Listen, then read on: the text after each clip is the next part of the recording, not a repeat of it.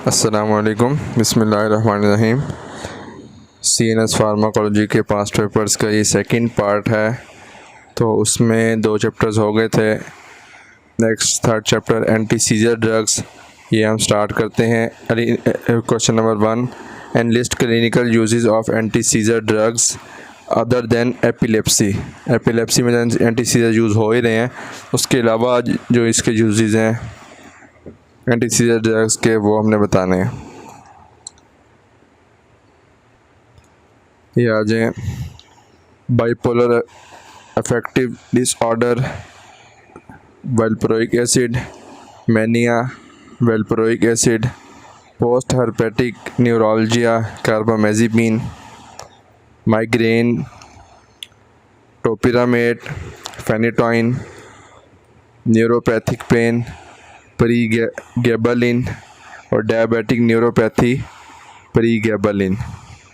ये इसके clinical uses हो गए एंटी सीजर ड्रग्स के other than epilepsy. Question number 2, a young patient presented in emergency with tonic clonic seizures. After initial control he was discharge on valproic acid. Write down mechanism of action, clinical uses and drug interactions of valproic acid. तो valproic acid के हमने mechanism of action, इसके लिए ये आ जाए आपके plan पर। वेल्प्रोइक एसिड का मैकेनिज्म क्या है? Similar to phenytoin. फेनिटोइन का क्या है? Blocks axonal sodium channels in inactivated state. Sodium channel जब इनएक्टिवेटेड स्टेट में होंगे तो उनको ये ब्लॉक कर देगा। और क्या क्या क्या काम है इसके? Also inhibition of GABA transaminase. GABA transaminase एक एंजाइम है जो गैबा को इनएक्टिव मेटाबोलाइट्स में कन्वर्ट करवाता है। अभी उस एंजाइम को ब्लॉक कर देते हैं, इनहिबिट कर देते हैं, जिसकी वजह से गाबा ये इनएक्टिव मेटाबोलाइट्स में कन्वर्ट नहीं होता, ये एक्टिव फॉर्म में ही रहता है। गाबा का फंक्शन क्या है? ये इनहिबिटरी न्यूरोट्रांसमीटर है। जब ये ज़्यादा हो जाएगा, डिग्रेड नहीं होगा, तो ये इनहिबिशन करवाएगा, इनहिबिटरी एक्शन करवाएगा। तो एंटी सीजर में हमें चाहिए भी ये कि सीजर्स में बहुत ज़्यादा स्टिमुलेशन हो रही होती है, उसको हमने इनहिबिट करवाना है। उसके बाद blockade of T type calcium channels. हमने CVS में पढ़े हैं L टाइप कैल्शियम चैनल्स के ब्लॉकर्स, और ये जो है CNS में पढ़ते हैं T टाइप कैल्शियम चैनल्स, क्योंकि T टाइप जो है मेनली ब्रेन में होते हैं, तो इसलिए यहाँ पे हम जो पढ़ रहे हैं वो T टाइप कैल्शियम चैनल को ब्लॉक करने के लिए वेल्प्रोइक एसिड। और इसका और पूछा हुआ इन्होंने इसके uses and drug interaction. Uses जो है सीजर स्टेट्स में एब्सेंस सीजर्स भी होते हैं, बाकी सारे सीजर्स के जो स्टेट्स हैं, टॉनिक क्लोनिक सीजर्स और जो है पार्शल सीजर्स, एब्सेंस सीजर्स, ये सारे सीजर के ट्रीटमेंट में यूज़ होते हैं। Mania of bipolar disorder. Bipolar disorder के 2 फेजेज़ हैं, एक मैनिया होता है, दूसरा डिप्रेसिव फेज़ होता है। तो इसमें मैनिया के ट्रीटमेंट में बाइपोलर डिसऑर्डर के ये वेल्प्रोइक एसिड यूज़ हो रहा है। माइग्रेन के प्रोफिलैक्सिस में वेल्प्रोइक एसिड यूज़ होता है।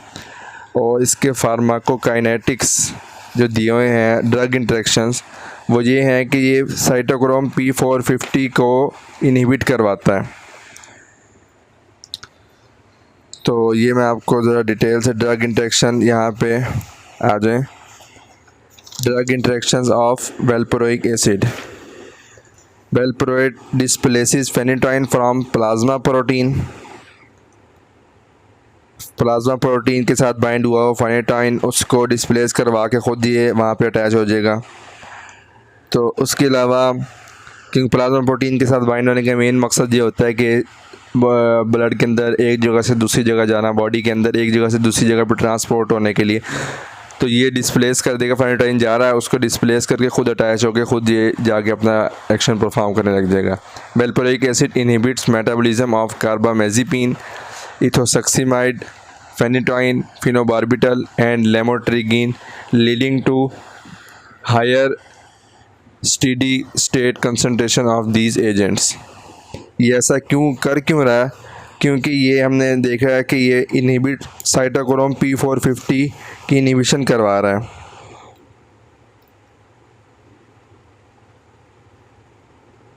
साइटोक्रोम P450 एंजाइम, ठीक है, इसको इनहिबिट करवाता है। अब ये इन ड्रग्स का मेटाबॉलिज्म इन एंजाइम्स पे डिपेंड करता है। ये एंजाइम्स जो हैं इन ड्रग के मेटाबॉलिज्म को करवा रही हैं। जब ये एंजाइम इनहिबिट हो जाएगा तो इनका मेटाबॉलिज्म स्लो हो जाएगा, इनहिबिट हो जाएगा, जिसकी वजह से ये अपनी एक्टिव फॉर्म के अंदर ब्लड के अंदर रहेंगी। ड्रग्स कौन सी? Carbamazepine, ethosuximide, फेनिटाइन, phenobarbital, लेमोट्रिगिन। तो ये सारी ड्रग्स फिर अपना फंक्शन परफॉर्म करती रहेंगी। उसके अलावा the inhibition of phenobarbital metabolism for example may causes levels of barbiturate to rise steeply in causing stupor और कोमा। बारबिचुरेट्स का हमने फंक्शन देखा है कि वो सिडेशन करवाती हैं। जब उनका लेवल ज़्यादा हो जाएगा तो वो पेशेंट को कोमे तक ले जाएंगी। Depression, CNS depression, respiratory depression तक जाते जाते पेशेंट कोमे में चला जाएगा और डेथ भी हो सकती है। It also dramatically decrease clearance of lamotrigine. तो ये लेमोट्रिगिन क्लियरेंस भी कम डिक्रीज करवाता है। Hepatic biotransformation of valproic acid leads to formation of toxic metabolite that has been implicated in the hepatotoxicity of drug. तो ये टॉक्सिसिटी भी करवाती है ड्रग, क्योंकि इसके मेटाबोलाइट जो हिपैटोटॉक्सिक हैं। अब आ जाए next, right clinical uses and drug interaction of carbamazepine. तो इसी के साथ ही हमारे पास कार्बामेज़ेपिन भी है। ये एंटी कन्वल्जेंट्स हम पढ़ रहे हैं ना, तो ये कार्बामेज़ेपिन भी एंटी कन्वल्जेंट है। इसका भी मैकेनिज्म आइडेंटिकल टू फेनिटाइन। फेनिटाइन का मैकेनिज्म क्या है देख ही लेते हैं। Blocks the axonal sodium channels in their inactivated state. Inactivated state में उसको ब्लॉक कर देगा। उसके बाद इसके यूजेस क्या हैं, यूजेस भी पूछे हुए हैं। हाँ, यूजेस भी पूछे हुए हैं, ड्रग इंटरेक्शन भी पूछे हुए हैं। यूजेस में आ जाते हैं seizure states except absent seizures. हमने वेल्प्रोइक एसिड में देखा वो एब्सेंट सीजर्स को भी ट्रीट कर रहा है। तो इसका जो है एब्सेंट सीजर्स को ट्रीट नहीं कर रहा, बाकी सारे सीजर स्टेट्स को। Drug of choice for trigeminal neuroglia. अभी पिछले क्वेश्चन में ही हमने डिस्कस किया है कि पोस्ट हर्पेटिक न्यूरोलजिया जो होता है उसमें हम कार्बामेज़ेपिन देते हैं। तो यहाँ पे भी पता चल गया हमें drug of choice for trigeminal neuroglia.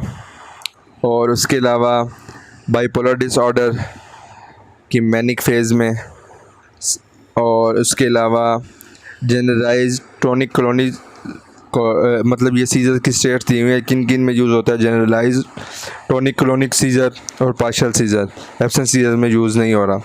और डायबिटिक न्यूरोपैथी, तो इसमें भी ये इसके ट्रीटमेंट में यूज़ होता है। उसके ड्रग इंटरेक्शन आ जाए। ड्रग इंटरेक्शन ये लिखा हुआ मैंने, its metabolism is inhibited by propoxyphene and valproic acid. ये ख़ुद क्या करवाता है, इंड्यूसिस साइटोक्रोम P450। साइटोक्रोम P450 को इंडक्शन करवा रहा है और इसकी वजह से इसका अपना मेटाबॉलिज्म भी तेज़ हो जाएगा।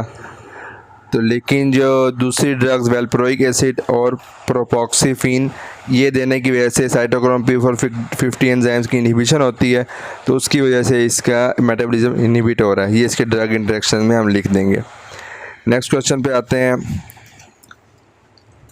A 30-year-old female was brought to emergency with convulsions. A relative gave past history of such attacks. Diazepam दिया हमने. Later EEG was taken and prescribed valproic acid orally. Indication of diazepam anxiety ये हम पहले discuss कर चुके हैं, उस topic में भी दिया हो तो यहाँ दोबारा दे दिया इन्होंने। एंजाइटी, प्री-ऑपरेटिव सेडेशन और muscle relaxation, withdrawal state. Adverse effects of diazepam and valproic acid ये लास्ट पार्ट में डिस्कस हो चुका है, तो इसको हम दोबारा नहीं करते। या डायज़ेपाम को या वेल्प्रोइक एसिड को मैं आपको फिर बता देता हूँ। वेल्प्रोइक एसिड में drowsiness, nausea, tremor, weight gain उसके अलावा थ्रोम्बोसाइटोपिनिया, पैंक्रियाटाइटिस, हिपेटोटॉक्सिसिटी, और उसके अलावा एलोपेशिया, टेट्रोजेनिसिटी, स्पाइना बाइफिडा। तो उसके बाद नेक्स्ट आ जाएँ। 35-year-old epileptic female has been prescribed phenytoin to control her grand mal seizures. What adverse effects do you expect to see in patients with continued use of phenytoin? Phenytoin के adverse effects पूछे हैं इन्होंने, तो ये आ जाए जी phenytoin के adverse effects. ये ऊपर फेनेटोइन और नीचे इसके एडवर्स है। सीनस डिप्रेशन होती है, गिंगुअल हाइपरप्लेजिया, ये यूनिक है फेनेटोइन के लिए। ये एमसीक्यूज भी आ सकता है, गिंगुअल हाइपरप्लेजिया आया भी हुआ पास्ट पेपर्स में।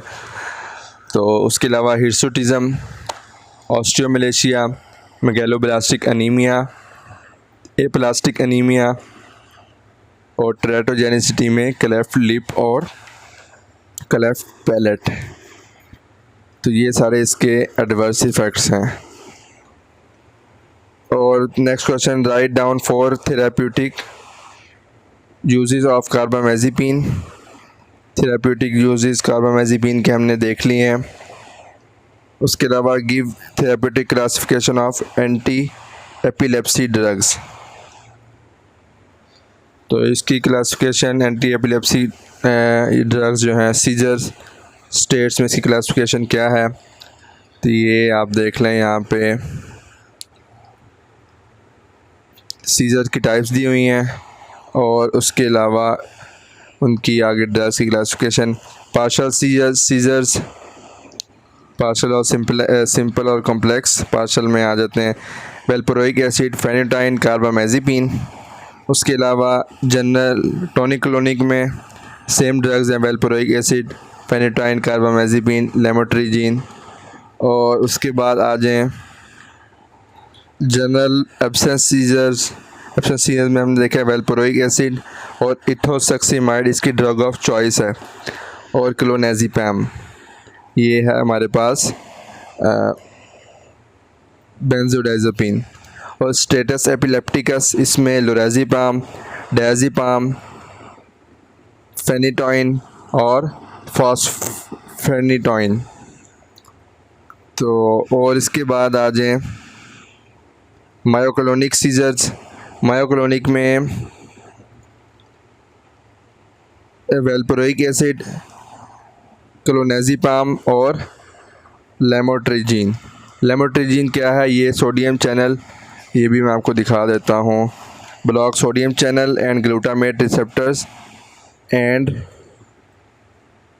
Calcium channels.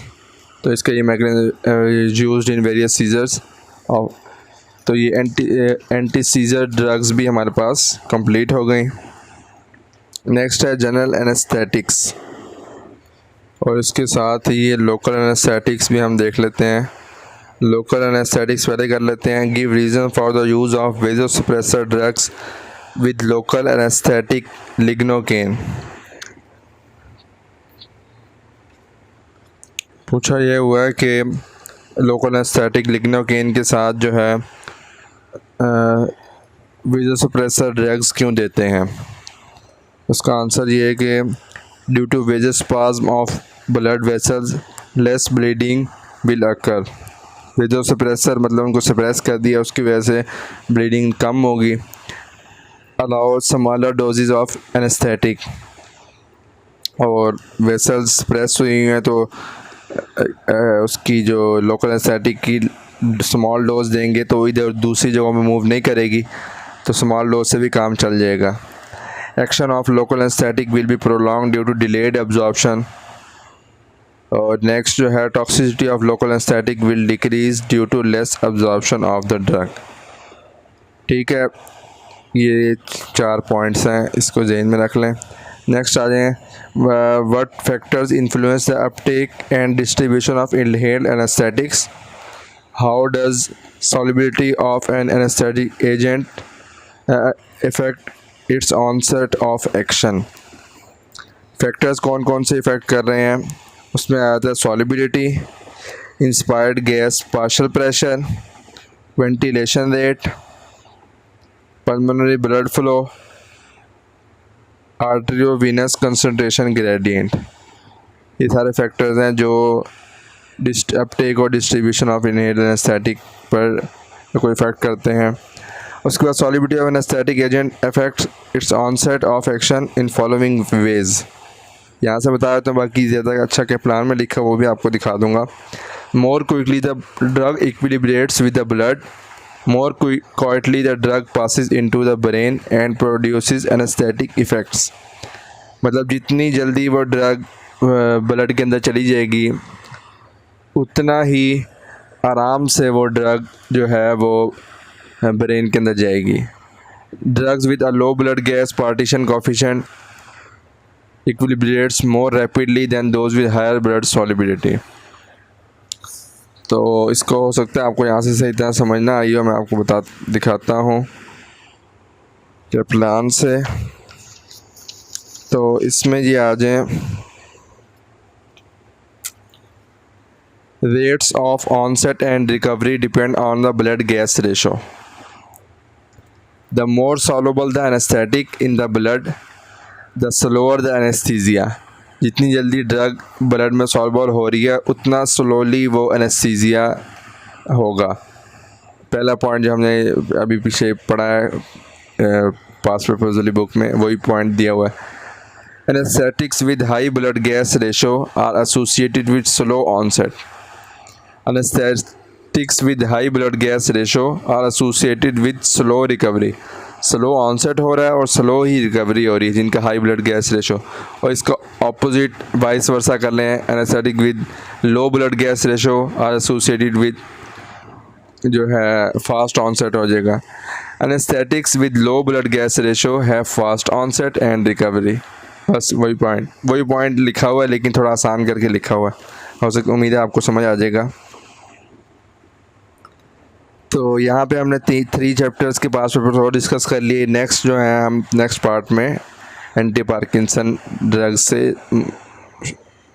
आगे मूव करेंगे इंशाल्लाह। Thanks for watching.